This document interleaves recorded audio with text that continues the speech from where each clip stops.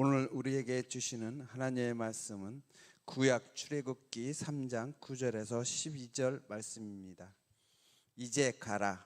이스라엘 자손이 부르짖음이 내게 달하고 애굽 사람들이 그들을 괴롭히는 학대도 내가 보았으니 이제 너를 바로에게 보내어 너에게 내 백성 이스라엘 자손을 애굽에서 인도하여 내게 하리라. 모세가 하나님께 아뢰되 내가 누구에게 바로에게 가며 이스라엘 자손을 애굽에서 인도하여 내리이까? 하나님이 이르시되 내가 반드시 너와 함께 있으리라. 내가 그 백성을 애굽에서 인도하여 낸 후에 너희가 이 산에서 하나님을 섬기리니 이것이 내가 너를 보낸 증거니라. 이는 살아계신 하나님의 말씀입니다. 아멘. 히말라야의 슈바이처 박사라고 불렸던 강원희 선교사님이라고 하는 분이 계십니다. 이분은 교회 장로님이시기도 하고요, 또한 의대를 졸업한 의사이기도 하십니다. 이분이요, 학교를 졸업하시고 1970년에 속초에다가 대동병원이라고 하는 병원을 개업하게 됩니다. 개업과 동시에 가난하고 어려운 사람들을 함께 진료하면서 한편 마음속에 남고 있는 많은 사람이 병원으로 오지만 그의 마음 한구석에는 이런 거룩한 부담감이 있었습니다. 전쟁 가운데 하나님, 제가 의료 선교에 서원을 하겠습니다. 그런데 지키지 못했던 거룩한 부담감이 그에게 있었다는 거죠. 이 거룩한 부담감을 안고 살아가고 있는 도중에 1982년 속초에 이제 부흥회로 오신 한경직 목사님의 말씀을 듣고 49살에 다시 하나님의 부르심에 응답을 하게 됩니다. 그래서 그렇게 잘 되었던 병원도 접고 안정된 생활을 포기하고 이제 선교사의 길로 들어서게 됩니다. 그때 주변에 있던 많은 사람들이 말리는 거예요. 은퇴한 이후에 가도 늦지 않다. 너는 왜 이렇게 안정된 생활을 저버리고 고생의 길을 지금부터 선택하느냐? 그럴 때 그는 그런 생각했어요. 인간의 계산이 아니라 하나님의 뜻대로 살아가는 것, 이것이 믿음의 사람의 삶이다. 그러면서 그는 이런 고백을 했습니다. 나는 내 인생에 머리와 꼬리를 하나님께 드리는 것이 아니라 내 인생의 가운데 토막을 하나님께 드리고 싶다. 그의 신앙의 아름다운 고백이지요. 그리고 그는 네팔로 의료 선교의 사역을 떠납니다. 그리고 그곳에서 내가 있는 이 시간이 하나님 앞에 가장 귀한 시간이라고 고백하면서 80세 되던 해까지도 하루에 150명씩 힘들고 고통스러운 환자를 돌보게 됩니다. 때론 너무나도 많은 사람이 달려오기에 아프고 힘든 경우에는 진통제를 맞아 가면서 하나님이 부르신 소명 앞에 최선을 다해서 사명을 감당해 나가게 되지요. 그리고 2017년 80이 되어서 이제 네팔과 스리랑카, 방글라데시, 에티오피아의 모든 사역을 마치고 본국으로 돌아오게 됩니다. 그분의 인생의 삶의 여정, 선교의 삶의 여정을 영화로도 만든 것이 있어요. 소명 3, 히말라야의 슈바이처라고 하는 영화가 개봉되어서 많은 믿음의 사람들이 함께 보기도 했습니다. 지금 이 강원희 선교사님이 돌아가셨는데 한 기자가 이 선교사님에게 이렇게 물었습니다. 소명이 언제부터 시작되었습니까? 라고 물었더니 이분이 이렇게 대답을 하더라는 거예요. 예수를 믿는 그 순간부터 소명은 시작되었습니다. 여러분, 이 이야기가 우리에게 무엇을 말하고 있을까요? 우리는 이미 소명을 받은 사람이다 라고 하는 사실이에요. 소명은 어느 누구나 다 받았다라고 하는 사실입니다. 여러분, 소명이라고 하는 게 뭘까요? 소명은요, 영어로 말하면 콜링이라는 거예요. 부르심이라는 거죠. 하나님께서 우리를 부르셨기 때문에 우리의 삶의 모든 것을 다 동원해서 그의 부르심에 응답하여 살아가는 삶, 이것이 바로 소명입니다. 여러분, 우리가 가끔 소명과 사명을 구분하지 못할 때가 있어요.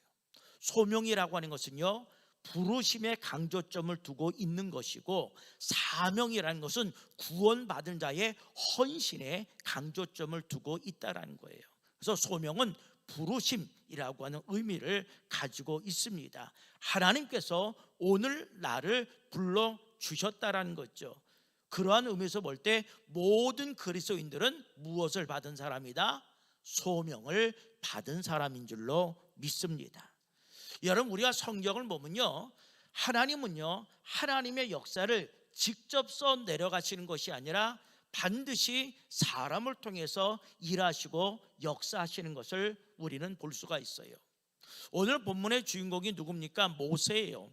80세에 그를 부르셔서 하나님의 거룩한 일꾼으로 사용하셨던 것을 우리는 볼 수가 있습니다. 또한 아브라함, 갈대와 우르라고 하는 우상의 도시지만 하나님께서 그를 불러내어 주셔서 믿음의 조상으로 쓰셨던 것을 보게 됩니다.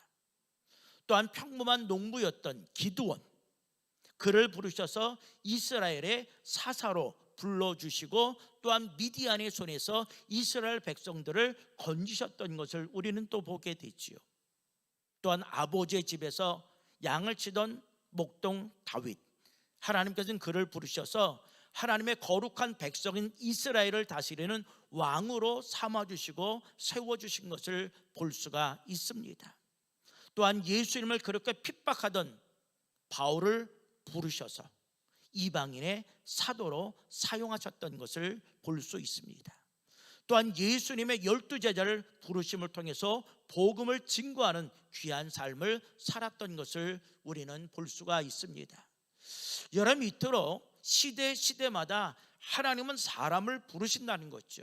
하나님께서 직접 일하시 아니하시고 사람을 통해서 지금도 하나님의 일하심은 여전히 진행되어져 있습니다. 특별히 오늘 이 시대, 이 시간 우리를 부르심을 통해서 하나님의 역사는 지금도 나를 통해서 진행하고 있음을 분명히 믿으시기를 바랍니다.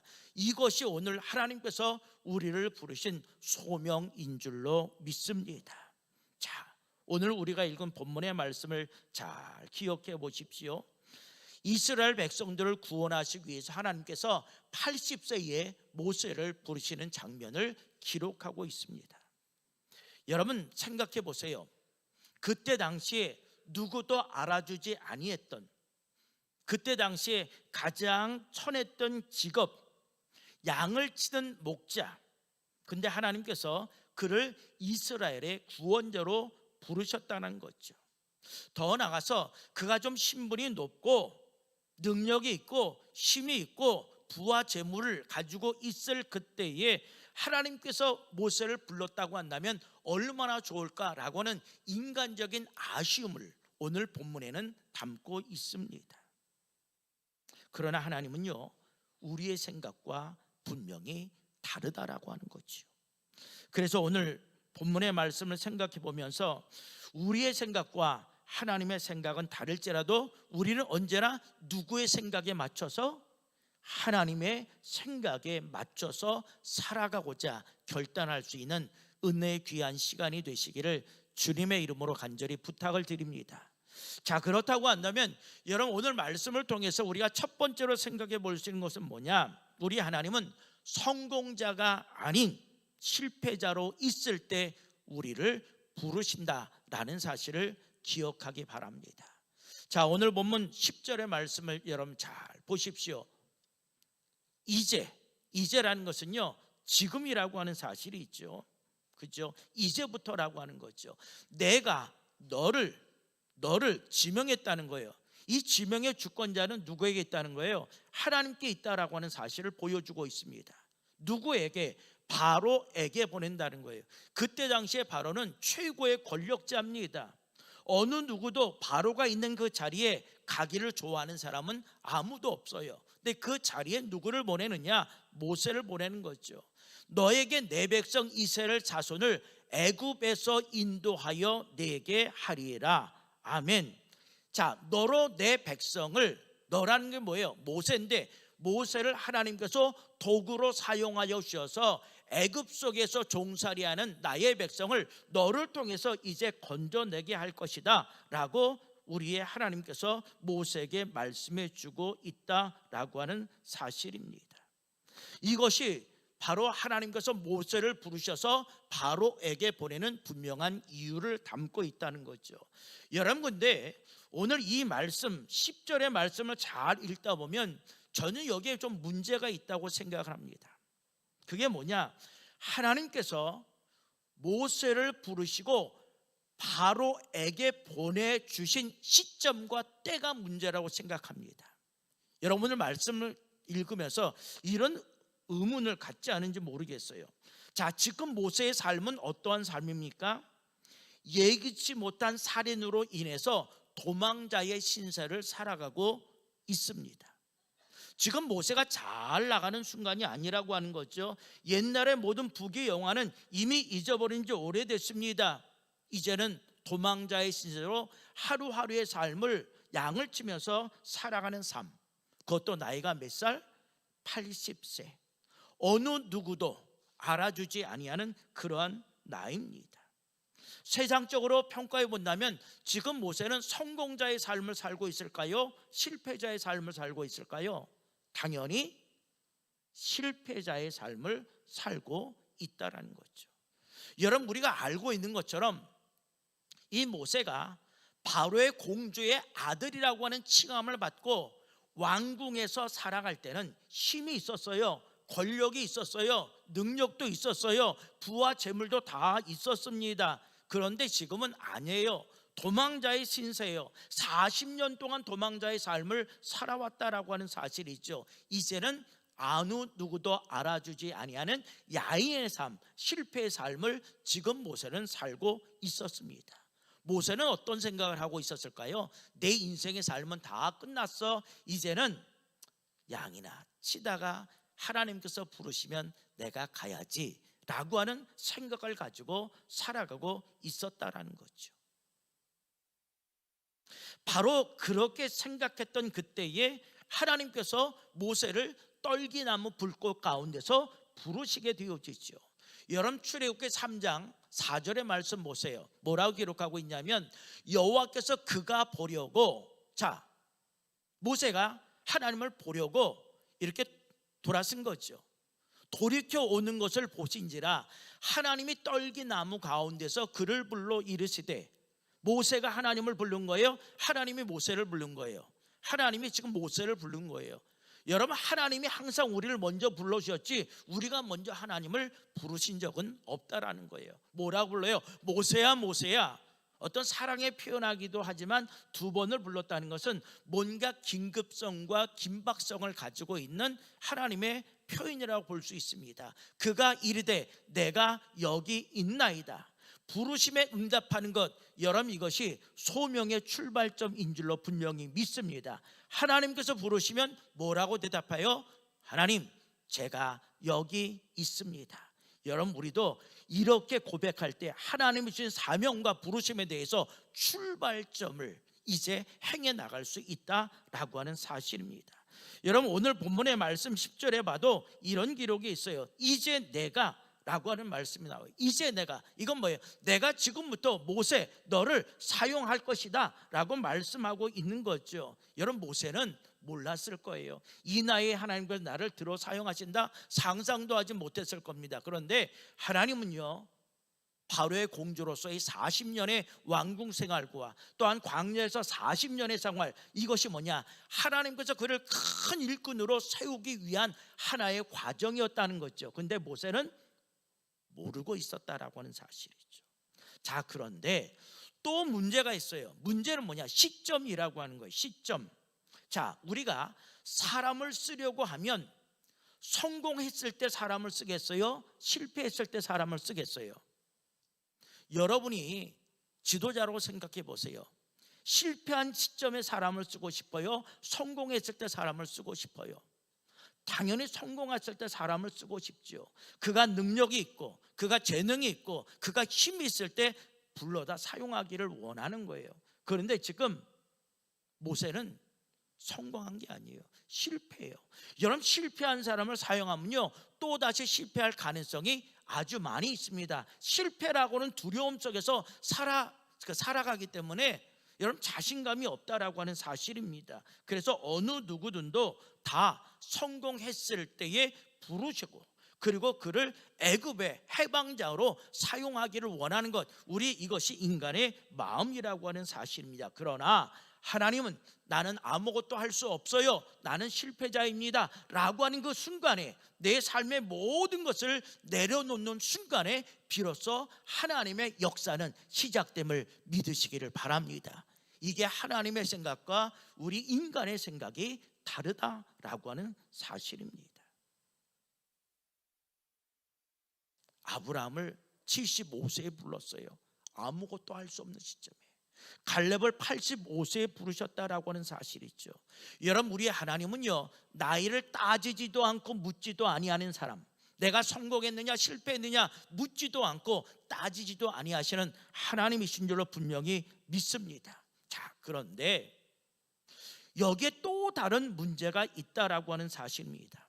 첫 번째 문제는 시점과 때의 문제라고 한다면, 두 번째 문제는요 보내는 대상의 문제라는 거예요. 지금 하나님께서 모세를 누구에게 보내주시겠다고 얘기했어요? 누구? 바로. 자, 바로는 누굴까? 애굽 사람을 죽이고 지금 모세를 추격해서 잡히기만 하면 내가 내 생명줄을 끊겠다라고 독을 품고 있는 사람이 바로입니다. 근데 하나님께서 모세를 누구에게 보내요? 바로에게. 인간적인 생각을 가진 뭐예요? 하나님이 나를 완전히 보내버리려고 하는구나, 이런 생각을 들 수밖에 없는 그 시점이라고 하는 사실이죠. 왜 하필 바로에게 나를 보내주실까? 그때 당시에 최고의 권력 왕인 이 바로, 내가 살기 위해서 피하여 도망쳤던 그 왕, 여러분 이것이 뭐예요? 하나님의 생각과 우리의 생각이 다르다라고 하는 거예요. 우리 인간은 뭐예요? 자꾸만 피하여 가고 도망가려고 합니다. 그러나 우리 하나님의 생각은요 도망하지 말고 물리치라, 이렇게 우리에게 말씀해 주고 있습니다. 왜냐? 내가 너와 함께 하리라. 하나님의 동행하심이 우리의 삶 가운데 있기 때문이지요. 여러분, 그렇기 때문에 성공과 실패라고 하는 것, 여러분 이것은 세상 사람들의 평가와 기준에 의해서 결정되어지는 것 아니라는 거예요. 여러분, 우리가 하나님과 함께하지 아니했는데 성공했다라고 한다면 여러분 그것이 성공일까요? 아니에요. 실패예요. 세상 사람이 나를 판단하기에 너는 실패했어 라고 얘기할지라도 내가 하나님과 함께 했다면 그 인생이 실패한 인생일까요? 아니죠. 어떤 인생일까요? 성공한 인생이에요. 아멘. 여러분, 그렇기 때문에 뭐예요? 포기하지 마시기를 바랍니다. 절망하지 마시기를 바랍니다. 하나님의 생각과 우리의 생각은 분명히 다르다는 거예요.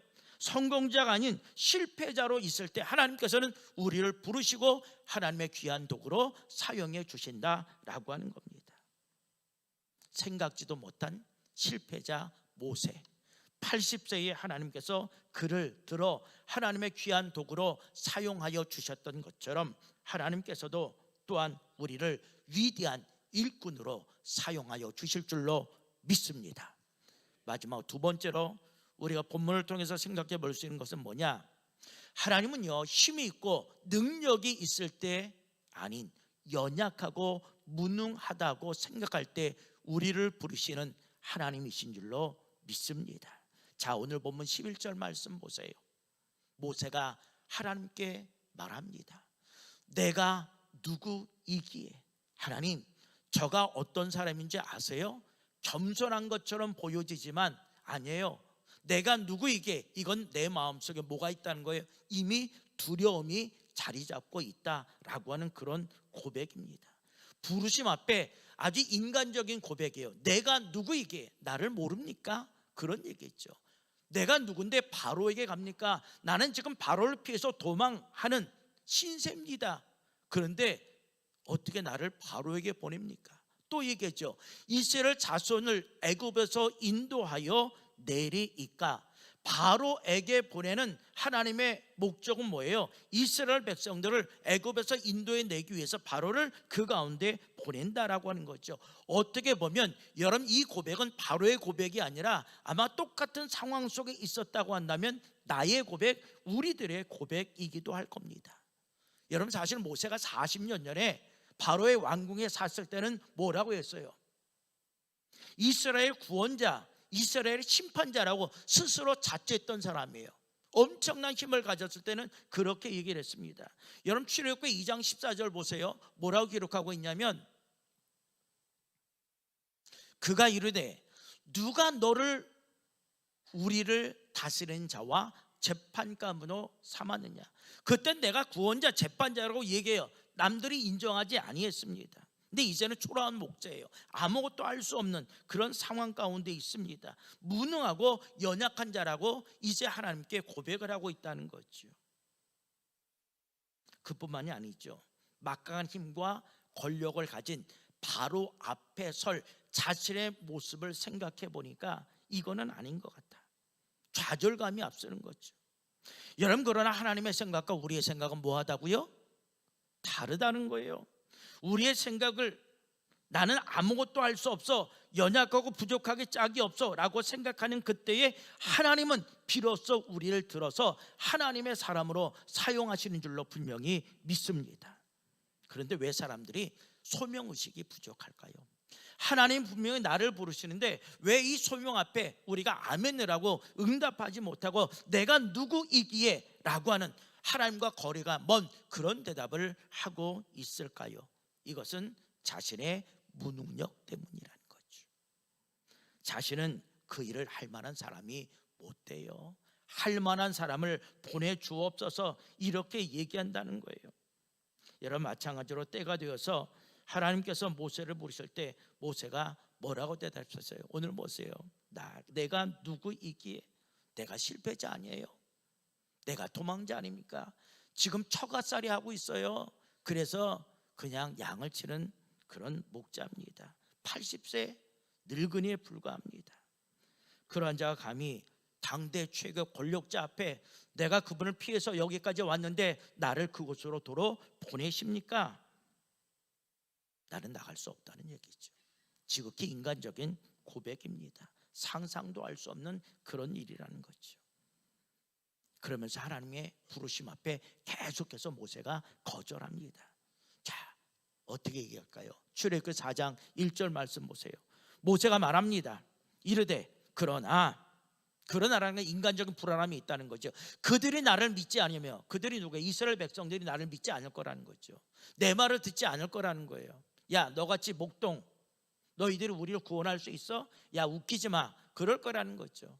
그리고 여호와께서 내게 나타나지 아니하셨다리다. 내가 하나님의 부르심을 받았다는 분명한 증거를 우리에게 보여줘 라고 분명히 얘기할 거라는 거예요. 그럴 때 나는 어떻게 해야 됩니까? 지금 이렇게 하나님께 묻는 겁니다. 스스로 추측하고 단정해서 나는 이 일을 할 수 있는 마땅한 사람이 아니지 않습니까? 지금 얘기한다는 거예요. 여러분, 근데 분명히 기억할 것은요, 여러분, 소명의식이라는 것은요 내 능력에 근거한 것이 아니라는 거예요. 누구의 능력에? 하나님의 능력에 근거해서 일을 하는 거예요. 아멘. 내게 능력 주인자 안에서 내가 모든 것을 할 수 있느냐, 내가 할 수 있는 것은 내가 가진 능력이 아니라 하나님께서 나에게 능력을 주실 때 비로소 그 능력을 통해서 내가 하나님께서 맡겨진 사명을 감당해 나갈 수 있다라고 하는 그런 얘기입니다. 그러면서 계속해서 하나님의 부르심 앞에 모세는 거절하죠. 하나님, 나 입이 뻣뻣해요. 혀도 둔한 사람이에요. 그러면서 뭐라고 얘기해요? 출애굽기 4장 13절 말씀 보세요. 모세가 이르되 뭐라고 그랬어요? 오 주여. 뭐라고요? 그 다음에 보낼 만한 자를 보내소서. 하나님, 사람 잘못 봤습니다.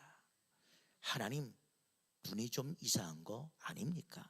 지금 모세가 그렇게 얘기를 하는 거예요. 나는 그럴 만한 능력도 없고 힘도 없고 지혜도 없습니다. 아마 나를 보내시면 아마 나를 본 순간 비웃을 겁니다. 그리고 나만 또 상처받을 거예요. 그러니 제발 그러지 마십시오. 그러한 모세에게 하나님께서 이제 뭐라고 말씀하시나요? 출애굽기 4장 11절 12절 말씀 보시면 여호와께서 그에게 이르시되, 모세에게 말씀하시되, 누가 사람의 입을 지었느냐? 나는 전능자 하나님, 창조주 하나님이라는 거예요. 걱정하지 말라는 거예요. 누가 말 못하는 자나 못 듣는 자나 눈 밝은 자나 맹인이 되게 하였느냐? 이 모든 것의 주권은 누구에게 갖고 있다는 거예요? 나에게 있다라는 거예요. 그거를 상기시킨 거죠. 나 여호와가 아니냐? 그러면서 뭐라고? 이제 가라. 하나님께서 명하는 거예요. 너 다른 소리 하지 마. 잔말하지 마. 내 명령 앞에 순종해. 이거예요. 내가 내 입과 함께 있어서 할 말을 가르치리라. 아멘. 뭐예요? 내가 책임진다라는 얘기예요. 걱정하지 말라라고 하는 사실입니다. 여러분, 소명을 받은 사람은요, 내 힘으로 한다라는 생각 때문에 두려워하는 거예요. 아니에요. 소명을 받은 사람은요, 내 힘이 아니라 하나님이 주시는 힘과 능력으로 모든 소명을 감당해 나가는 줄로 분명히 믿습니다. 오늘도 걱정하지 말아야 될 이유가 우리가 읽은 본문의 말씀에 나와 있어요. 12절 상반절에 보세요. 하나님이 이르시되 내가 반드시 너와 어떻게 하리라? 함께 하리라. 하나님의 임재의 약속을 분명히 모세에게 말씀해 주고 있다라는 거예요. 근데 우리는 자꾸만 내가 한다고 생각해요. 그래서 모든 것을 갖춘 후에, 하나님, 제가 좀 성공한 후에, 제가 좀 시간이 있을 때에 사명을 감당하겠습니다 라고 말합니다. 그런데 우리의 생각과 하나님의 생각은 어떻다고요? 다르다라고 하는 거예요. 여러분, 하나님께서 우리를 들어 사용하실 때는요, 성공자의 모습을 가질 때가 아닙니다. 연약하고 무능하고 나약합니다. 나는 아무것도 할 수 없습니다 라고 모든 것을 다 내려놓고 포기하는 그 순간에 하나님께서 사용하신다는 거예요. 내가 힘이 있고 능력이 있고 지혜가 있고 한다면 이 모든 일을 누가 했다? 내가 했다라고 말할 거예요. 그래서 우리 하나님은요, 우리가 모든 것을 포기한 그 순간, 더 이상 아무것도 할 수 없습니다 라고 고백하는 그 순간, 나는 연약합니다, 나는 무능합니다 라고 말하는 그 순간에 우리를 불러 하나님의 귀한 도구로 사용하신 줄로 믿습니다. 이것이 하나님의 생각과 우리의 생각이 다르다라고 하는 겁니다. 세상 사람들은 어때요? 강하고 능력이 있고 남보다 뛰어난 사람만 쓰시려고 하는 마음이 있어요. 근데 우리 하나님은 그러하지 않은 거예요. 하나님의 마음이 오늘 이 말씀 속에 담겨 있어요. 고린도전서 1장 27절에서 29절 말씀 보세요. 그러나 하나님께서 사람의 기준과 하나님의 기준이 다른 것을 보여주고 있죠. 세상에 미련한 것들을 택하사 지혜 있는 자들을 부끄럽게 하려 하시고, 세상에 약한 것들을 택하사 강한 것들을 부끄럽게 하려 하시며, 보세요, 미련한 것, 약한 것, 이 사람들이 하나님의 선택의 대상이라고 하는 거예요. 여러분, 내가 미련하고 약한 자라고 한다면 하나님께서 나를 부르실 가능성이 있다 없다? 있다라는 얘기예요. 자, 그 다음에 보세요. 28절의 말씀. 하나님께서 세상에 천한 것들과 멸시받는 것들과 없는 것들을 택하사, 여러분, 이 모든 것이 뭐예요? 존재감이 없는 사람이에요. 세상 사람들이 알아주지 아니하는 사람. 근데 이 사람들을 어떻게 해요? 택하사 있는 것들을 폐하려 하시나니 이는 아무 육체도 하나님 앞에서 자랑하지 못하게 하려 하심이라. 하나님의 궁극적인 목적이요, 자랑하지 못하게 만들기 위해서 이런 사람들을 택하셔서 사용하신다라고 하는 사실입니다. 여러분, 하나님은요, 사람의 조건을 보고 부르시는 하나님이 아니에요. 아무것도 없이, 아무것도 할 수 없는, 그런 상황 속에 있는 세상 사람들이 버려진 자들, 이런 사람들을 부르시고 택하신다는 거죠. 그래서 약한 자를 불러서 강하게 만들어 사용하시는 하나님, 그 하나님이 나의 하나님이신 줄로 믿습니다. 사랑하는 성도 여러분, 그런데 오늘 우리들의 삶의 모습이 어때요? 나는 실패자이며 연약하고 무능하기 때문에 나는 하나님의 일을 도저히 할 수 없습니다 라고 생각하고 있지는 않습니까?